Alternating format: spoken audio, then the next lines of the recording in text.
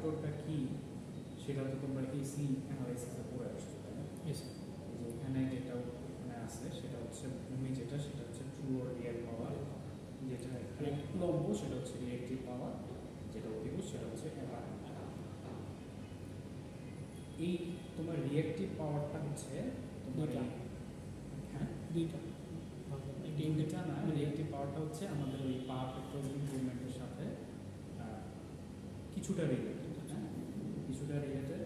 কীভাবে মানে তোমার পাওয়ার ফ্যাক্টরের যদি ফর্মুলাটা দেখো, পাওয়ার ফ্যাক্টর মানে হচ্ছে cos θ, তাই না? cos θ মানে হচ্ছে ভূমি বাই অতিভুজ। এখানে দেখো যে ভূমি হচ্ছে রিয়েল পাওয়ার আর অতিভুজ হচ্ছে অ্যাপারেন্ট পাওয়ার। তার মানে পাওয়ার ফ্যাক্টরের সাথে রিয়েল আর অ্যাপারেন্ট ডিরেক্টলি রিলেটেড, আর রিয়েক্টিভ পাওয়ারটা হচ্ছে ইনডিরেক্টলি রিলেটেড, কিন্তু এটাও কিন্তু রিলেটেড।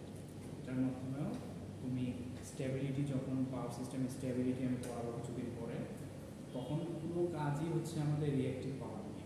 রিয়েক্টিভ পাওয়ার কিন্তু সিস্টেমের লস, কিন্তু কথা হচ্ছে যে রিয়েক্টিভ পাওয়ার কন্ট্রোল করার মাধ্যমে আমরা সিস্টেমকে স্টেবল করতে পারি।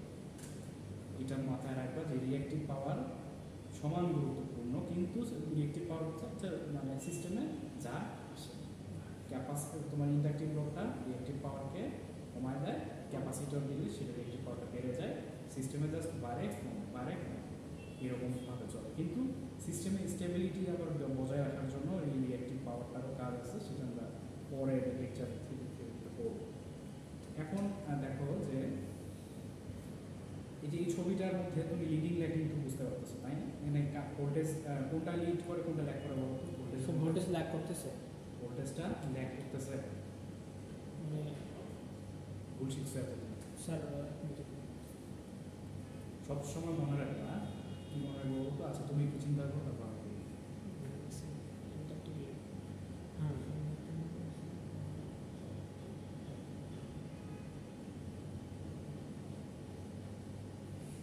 হ্যাঁ স্যার, উল্টা হয়েছে বলা।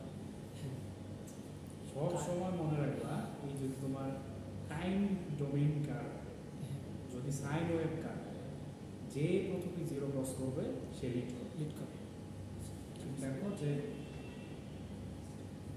রেড কালার আগে জিরো ক্রস করছে, এই এতটুকু টাইমের পরে ব্ল্যাক কালার জিরো ক্রস করছে, তাই না? তাহলে দেখো যে রেড কালারটা হচ্ছে ভোল্টেজ, তাহলে ভোল্টেজ লিড করতেছে, কারেন্ট ল্যাগ করতেছে। কিন্তু আমাকে ভালো করছে যে এখানে একটা ছবি দিছে, ছবি আঁকায় দিছে, আমাকে আঁকতে বলছে দুইটা যে ইকুয়েশনের তোমার ফর্মুলা দিচ্ছে যে x equals to a cos omega t plus theta, একটা সমীকরণের মান দিয়ে দিচ্ছে 10, আমাকে লিখতে বলছে বলে 10, তারপর হচ্ছে cos ওমেগা t প্লাস থিটার একটা ভ্যালু দিচ্ছে, আর ওটার আরেকটা ভ্যালু দিচ্ছে। তারপর হচ্ছে আমি কার্ভটা আঁকছি, আঁকার পরে বলছে যে এই দুইটার মধ্যে কোনটা লিড করে কোনটা ল্যাগ করে সেটা। আমার ওই যে ওই কথাটা মাথায় ছিল যে যে হচ্ছে জিরো ক্রস করবে, আগে জিরো ক্রস করবে সে লিড করবে। একটা হচ্ছে ওমেগা টি দিয়ে বলছিল ফর্মুলাটা, সমীকরণটা, আর একটা হচ্ছে ওমেগা টি প্লাস থিটা। বুঝতে পারছো? তাহলে টি ইকুয়ালস টু জিরোতে একটা জিরোর মান বসাবো তুমি, তাহলে একটা মান পাবা। টি ইকুয়ালস টু জিরোতে কিন্তু আবার থিটার একটা ভ্যালু আছে, তো সে আগে জিরো ক্রস করতেছে। এটা ওই সময় মাথায় আসছিল, এই জন্য তোমাকে বলে দিলাম।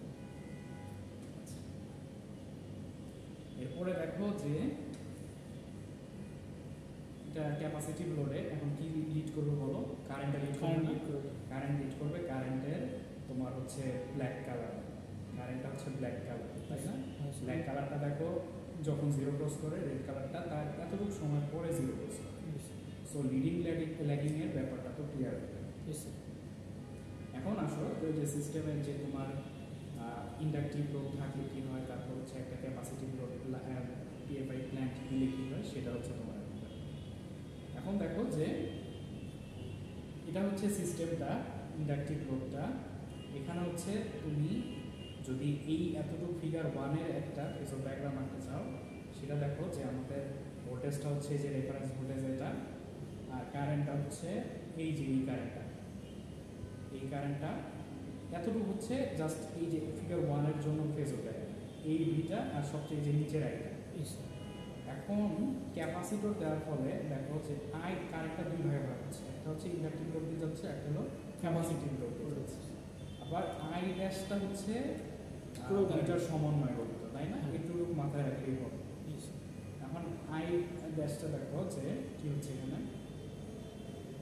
আইসিটা কি বলতো ক্যাপাসিটিভ কারেন্ট একটা পিওর ক্যাপাসিটিভ কারেন্ট ভোল্টেজকে 90 ডিগ্রি লিড করে এটা জানো তাই না? তাহলে আইসিটা তুমি পাইছো পিওর ক্যাপাসিটির মধ্যে দিয়ে যে কারেন্টটা যাচ্ছে আর লোডের মধ্যে দিয়ে যে কারেন্টটা যাচ্ছে আই সেটা পাইছো। এই দুইটা দিকে নিয়ে তুমি যদি একটা সামান্তরিক আঁকো সেই সামান্তরিকের যে কর্ণটা হবে সেটা হচ্ছে টোটাল যে কারেন্টটা সেটার ফেজর। বুঝতে পারছো? টোটাল ফেজর কারেন্ট এটা হচ্ছে ভেক্টর যোগের সামান্তরিক সূত্র থেকে বলতে পারবো। মানে কি হলো দেখো সিস্টেমটায় ক্যাপাসিটর যোগ করার কারণে ভি এবং আই ড্যাশের মধ্যে থিটাটা কি কমে গেছে না? কস থিটা, থিটার মান যত ছোট হবে কস থিটার মান তত বাড়বে না? তত বাড়বে না, পাওয়ার ফ্যাক্টর ইমপ্রুভ হবে না। এটা হচ্ছে এই ফেজর ডায়াগ্রামের তুমি ব্যাখ্যা বুঝবে। ক্লিয়ার? জি স্যার। এরপরে দেখো যে একটা সিস্টেম যদি তোমার ল্যাগিং বিটুইন ভোল্টেজ এবং কারেন্ট থাকে তাহলে এই যে লাল কালারটুকু সেটা হচ্ছে তার লস হচ্ছে। যে লস হচ্ছে এই যে এখানে দেখো লাল কালার ওয়েস্ট লিখে রাখছে এরা। তারপরে যদি সিস্টেমটা একটা আরেকটার উপর ওভারল্যাপ করে তখন হচ্ছে রিডিউসড লস, যে সবুজ কালার দিয়ে রিডিউসড লস দেখাচ্ছে। এতটুকু মোটামুটি বুঝলেই হবে আজকের এক্সপেরিমেন্টের জন্য। এই এক্সপেরিমেন্টের এটা দেখানোর আগে আমি একটু এখানে যাই। আমি যা কথাগুলো বললাম সেটা এখানে থাকবে, তোমরা হচ্ছে ল্যাব রিপোর্ট লেখার সময় ইন্ট্রোডাকশন যে লেখো এই কথাটার সামারি লিখতে হবে। আজকের সেট আপটা হচ্ছে এটা। সেট আপটা দিয়ে দেখো, সেট আপটায় আমাদের একটা সিঙ্গেল ফেজ সাপ্লাই আছে, সিঙ্গেল ফেজ সাপ্লাই। তারপর হচ্ছে একটা ওয়াট মিটার আছে। ওয়াট মিটার কি পরিমাপ করে বলো তো? ওয়াট কিসের দেখো? ওয়াট হচ্ছে পাওয়ার। তাহলে ওয়াট মিটার দিয়ে পাওয়ার পরিমাপ করা যায়। এই মিটারটা দিয়ে তুমি ডিরেক্ট পাওয়ার কত কিলোওয়াট মানে কত ওয়াট এখানে মানে সিস্টেম আছে সেটা তুমি বলতে পারো। আমাদের এখানে যে ডিজিটাল ওয়াট, আমাদের এই যে এক্সপেরিমেন্টাল যে শীটটা সেটায় তোমার ম্যানুয়াল একটা ওয়াট মিটারের কথা বলা আছে, আমাদের এখানে ডিজিটাল একটা ওয়াট মিটার আছে, সেটা দিয়ে তোমার কাছে ম্যানুয়ালটা দিয়েই আমি আপাতত তোমাকে দেখাইতেছি, তারপর হচ্ছে ল্যাব করানোর সময়। তারপরে দেখো যে ইন্ডাকটিভ লোড আছে। ইন্ডাকটিভ লোড কী করবে? সিস্টেমে যখন আমরা ইন্ডাকটিভ লোডের সুইচগুলো দিয়ে রাখবো তখন হচ্ছে তার কী হবে বলো, ল্যাগ করবে সিস্টেমে বা পাওয়ার ফ্যাক্টর কম থাকবে। এই ক্যাপাসিটর ব্যাংক দিয়ে আমার সেই ল্যাগিংটা থেকে লিডিংয়ের দিকে যেতে হবে। এই দেখো এখানে আছে ছবিটা, এটা হচ্ছে সেই ইন্ডাকটিভ লোড, বুঝছো? এটা এখানে আছে। আচ্ছা স্যার, ইন্ডাকটিভ লোড আছে, ক্যাপাসিটিভ লোড আছে, রেজিস্টিভ লোড আছে, ইন্ডাকটিভ লোড এই যে স্যার দ্বিতীয় লাইনে ইন্ডাকটিভ লোড। এখন দেখো যে তিন সুইচগুলো হচ্ছে উপরের দিকে দেওয়া মানে সে অফ হয়ে আছে। সুইচগুলো যদি তুমি নিচে দাও তাহলে অন করে দিচ্ছে সুইচ। আর প্রত্যেকটা দেখো যে হলুদ কালার যে উপরে ওটা হচ্ছে তোমার এক মাথা থেকে আরেক মাথায় তুমি কানেক্ট করে দিবে, এক মাথা থেকে আরেক মাথায় কানেক্ট করে দিবে, তাহলে শর্ট করে দেবো। হ্যাঁ, শর্ট করে দেবো। এটাই এখানে করা হচ্ছে, দেখো শর্ট করে দিয়ে করা হচ্ছে। আচ্ছা, তাহলে এখানে আমার কানেকশনটা কি হচ্ছে? দেখো কানেকশনটা হচ্ছে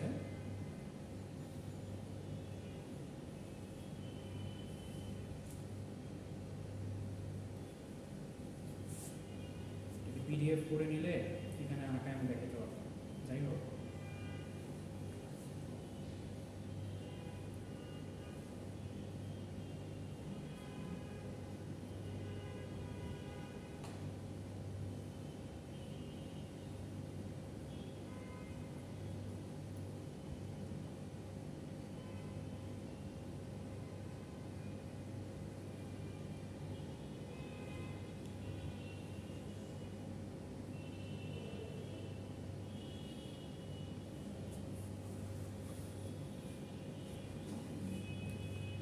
দেখো কি হচ্ছে আমাদের কানেকশনটা আমি বলি তোমাকে। কানেকশন হচ্ছে প্রথমে আমরা এটা যেহেতু সাপ্লাই এটাকে আমরা পরে হাত দিই, মিটার আছে এখানে, এটা তো বোঝার সহজ উপায়, পরে হাত দিই। আগে তোমাকে হচ্ছে যে সিটি দেখো ওয়াট মিটার মানে হচ্ছে সে পাওয়ার পরিমাপ করবে। পাওয়ার হচ্ছে P = VI, তাহলে সে Current ভোল্টেজও পরিমাপ করবে, কারেন্টও পরিমাপ করবে। ওয়াট মিটারের ভিতরে তোমার হচ্ছে কানেকশনটা কীরকম থাকে আমি একটু দেখাই। ওয়াট মিটারে হচ্ছে তোমার দুইটা কয়েল থাকে, একটা হচ্ছে ভোল্টেজ কয়েল, একটা হচ্ছে কারেন্ট কয়েল। এখন এটা ধরো হচ্ছে কারেন্ট কয়েল। কারেন্ট কয়েলের তোমার একটা হচ্ছে 1 অ্যাম্পিয়ার থাকে আর একটা হচ্ছে 5 অ্যাম্পিয়ার থাকে। আর এই যে শর্ট করা জায়গাটা এটা হচ্ছে ওই ইয়ার মধ্যে ওয়াট মিটারের মধ্যে প্লাস মাইনাস এ দেওয়া থাকে। আর তোমার ভোল্ট মিটারটাও এরকম অ্যারেঞ্জমেন্টে থাকে, এটা হচ্ছে প্লাস মাইনাস ভি দেওয়া থাকে এই পয়েন্টটা। আর একদিকে হচ্ছে তোমার 120 ভোল্ট দেওয়া থাকে, আরেকদিকে 240 ভোল্ট দেওয়া থাকে। অ্যারেঞ্জমেন্টটা একটু খাতায় রাখো, এখানে নাই। তুমি যদি এই সিস্টেমে ম্যাক্সিমাম কারেন্ট 1-এর নিচে হওয়ার জন্য আমাদের কারেন্ট কয়েলটা এখানে 1 অ্যাম্পিয়ারে রাখি আমরা, এখানেই থাকে। আর সিস্টেম থেকে আমরা যেহেতু সিঙ্গেল ফেজ সাপ্লাই দিচ্ছি, আমরা কারেন্ট ভোল্টেজ কয়েলটা 240-এ দেবো।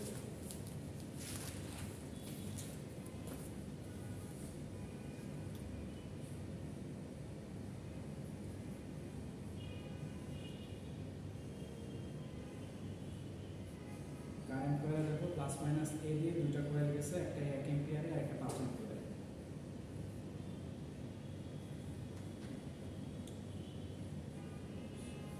এটা হচ্ছে ওয়াট মিটার।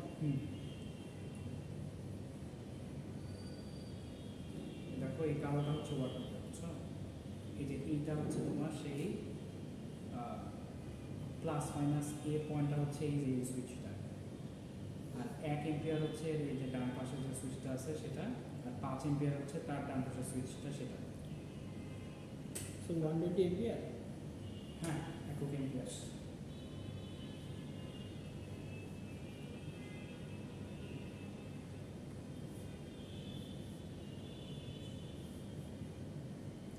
এই সুইচটা হচ্ছে প্লাস মাইনাস, আর এটা কি বলতো, এটা হচ্ছে 120 ভোল্ট আর এটা হচ্ছে 240 ভোল্ট। তাহলে আমাদের এক মাথা তো থাকবে প্লাস মাইনাস এর সাথে, আরেক মাথা যে পরিমাণ কারেন্ট সিস্টেমে আছে তার সাথে যুক্ত করতে হবে। আমাদের এই সিস্টেমটায় 1 অ্যাম্পিয়ারের বেশি কারেন্ট নিয়ে আমাদের কাজ নাই, এই জন্য 1 অ্যাম্পিয়ারে যুক্ত করব। আর এই সিস্টেমটা হচ্ছে আমাদের সিস্টেম ভোল্টেজ যেহেতু সাপ্লাই দিচ্ছে ওয়ান ফেজ সাপ্লাই, তাহলে সাপ্লাইটা কত দেবো? 240 না, 120 তো দিতে পারবো না, 120 থেকে তো বেশি থাকে। 220 ভোল্ট। 220 ভোল্ট, এখানে ওরা কি ওই আরএমএস ভ্যালু সহ 230-এর মতো আছে হয়তো, এই জন্য ওরা 240 নিতেছে। আচ্ছা,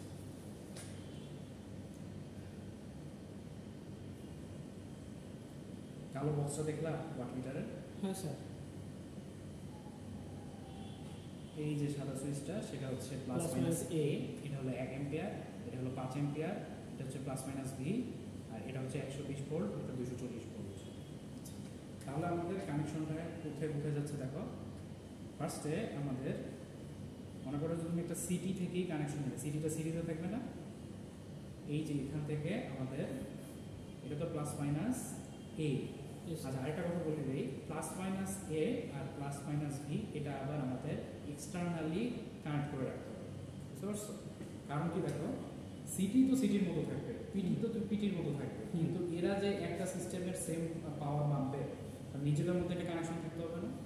সিটি থেকে যে তুমি কারেন্ট পাবা, পিটি থেকে যে ভোল্টেজ পাবা, সেটা নিজেদের মতো একটা কানেকশন রাখার জন্য এই প্লাস মাইনাস এ আর প্লাস মাইনাস ভি আমরা শর্ট করে দিচ্ছি। তারপর এটা হচ্ছে 1 অ্যাম্পিয়ার, 1 অ্যাম্পিয়ারের পয়েন্টটা কি এটা না বলতো? এটা হচ্ছে 1 অ্যাম্পিয়ারের পয়েন্ট, আর এটা কি পয়েন্ট বলতো? প্লাস মাইনাস এ। তাহলে 1 অ্যাম্পিয়ারের পয়েন্টটা এবার কোথায় যাচ্ছে? ইন্ডাকটিভ লোডে যাচ্ছে। 1 অ্যাম্পিয়ার থেকে আমরা এসে কি বলবো, একটু কমাইছি, ঠান্ডা খারাপ পা বড় হয়েছে। 1 অ্যাম্পিয়ার থেকে তাকে ইন্ডাকটিভ লোডে গেছে, এটা হচ্ছে সেই ইন্ডাকটিভ লোড। ইন্ডাকটিভ লোডটা আবার নিজেদের মধ্যে দেখো, এই যে হলুদ সুইচগুলা শর্ট করে দিছে, তাই না? হ্যাঁ, হলুদ সুইচগুলো শর্ট করে দিছে। তাহলে এই যে 1 অ্যাম্পিয়ার থেকে আমাদের আসলে কোথায় বলতো? একটা এখানে জল এখন এসি না বন্ধ হয়ে গেল? বন্ধ হয়ে গেছে। সব খোলা আছে, যাওয়া আছে, ভালো হবে না। তাহলে এটা 1 অ্যাম্পিয়ার থেকে তারপর ইন্ডাকটিভ লোডে আসতো, তাই না? তার মানে এই ওয়্যারটা এসে আমাদের এখানে আসে, ঠিক বললাম? তারপরে দেখো যে আরেকটা ওয়্যার থেকে বের হয়।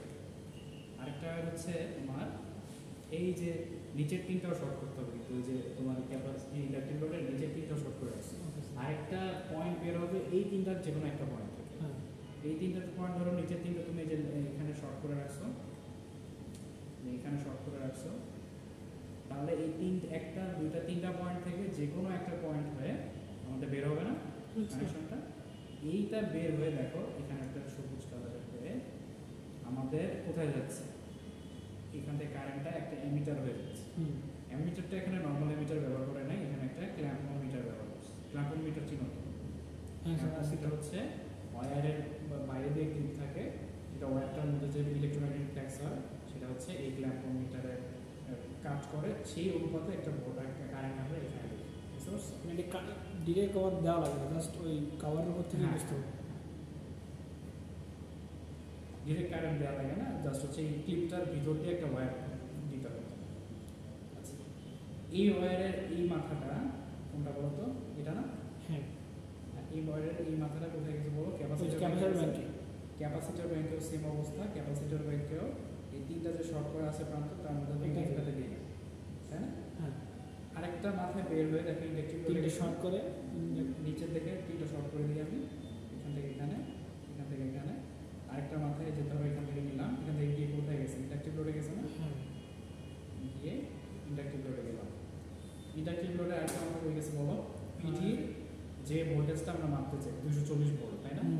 এক মাথা তো প্লাস মাইনাস ভি, আরেক মাথা হলো 240 ভোল্ট। তাহলে এখান থেকে আসবে কোথায় বলো? নিচে ওই যে বড়টা, এখান থেকে আসবে এই যে এখানে আসলো। তারপরে এখান থেকে হচ্ছে আমাদের কোথায় যাবে বলো? নিউট্রাল, এটা নিউট্রালে দিলাম।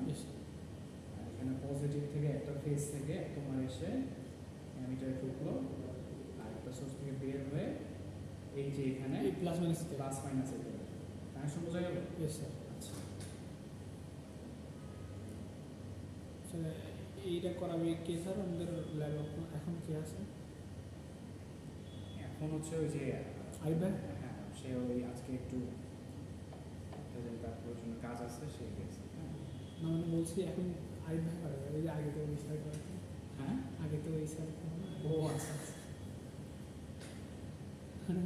এখন দুইজন। হ্যাঁ, আরেকটা স্যার স্যার ওই কী বলে, আচ্ছা হ্যাঁ, দুইজন। ওনাকে তো ট্রান্সফার করতেছেন এই ল্যাবে হচ্ছে ওই জায়গা।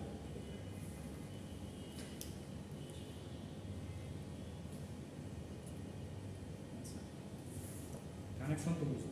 এসো।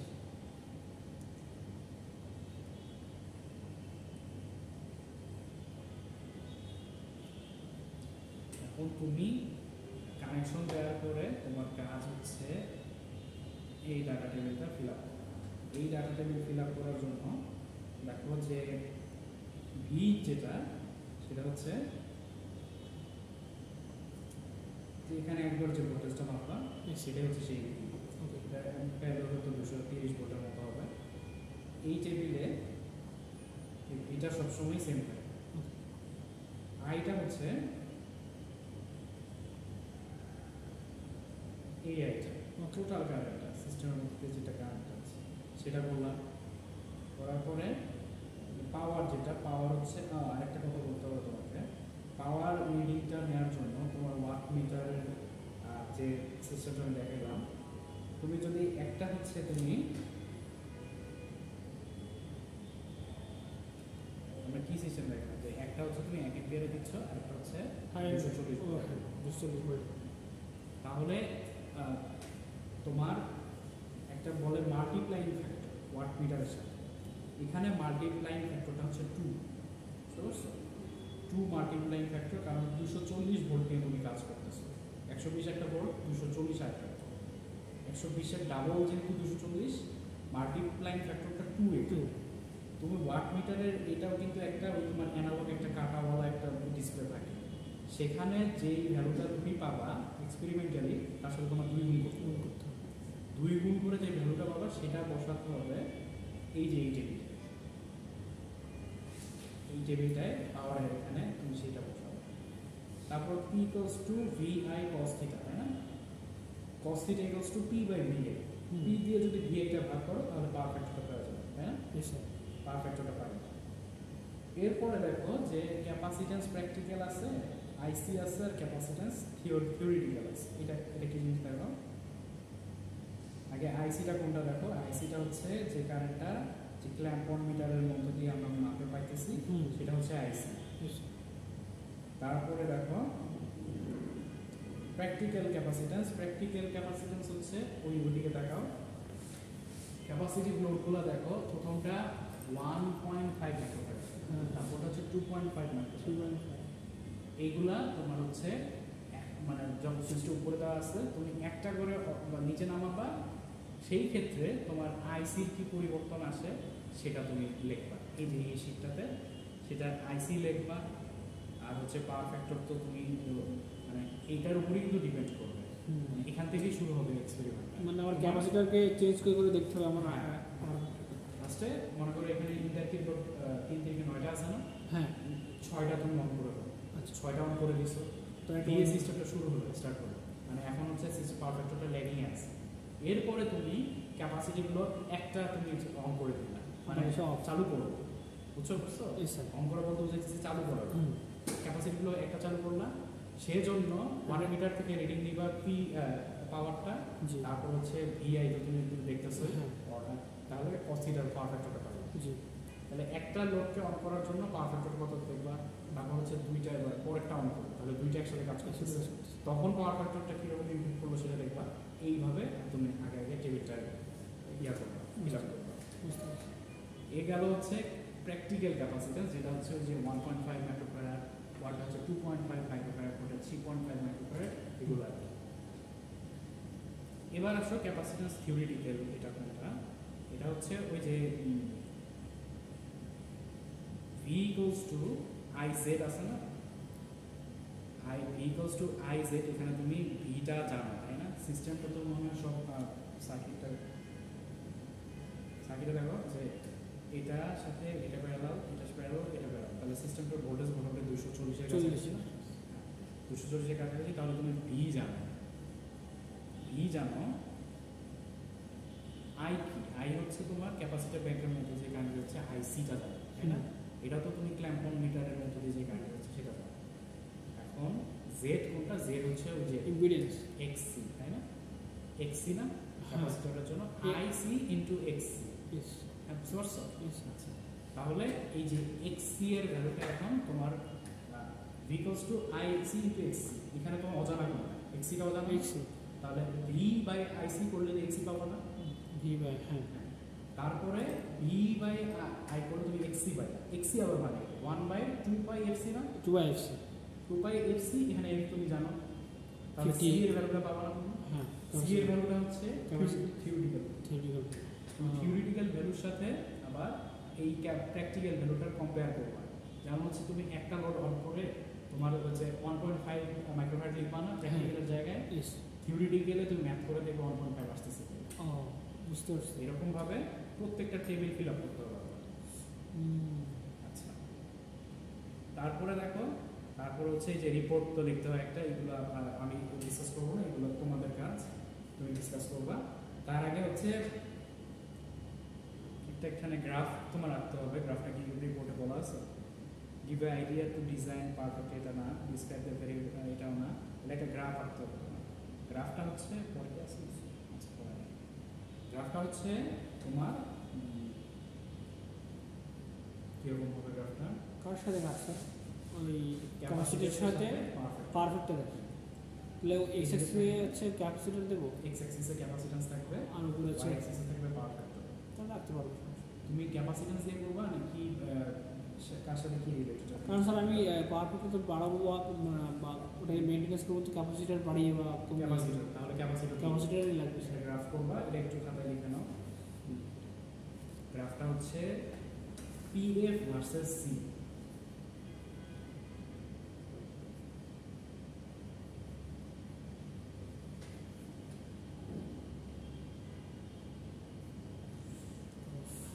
ওইটার উপরে থাকবে, তাহলে বুঝতে হবে যে পারফেক্টের পার্টটা গ্রাফটা তুমি ধরো এদিকে দেখবা পি এ পারফেক্টর আর প্রত্যেকটা সি এর জন্য কীরকম হয় সেটা দেখবা তুমি। গ্রাফটার চেহারা কীরকম হবে একটু চিন্তা করো তো। সি বাড়াবা পারফেক্টর বাড়বে, হ্যাঁ, তাহলে তোমার এই যে 7টা রিডিং হবে, চেহারাটা হবে লিনিয়ার। এই পর্যন্ত তোমার ইউনিট পেয়ে যাবে।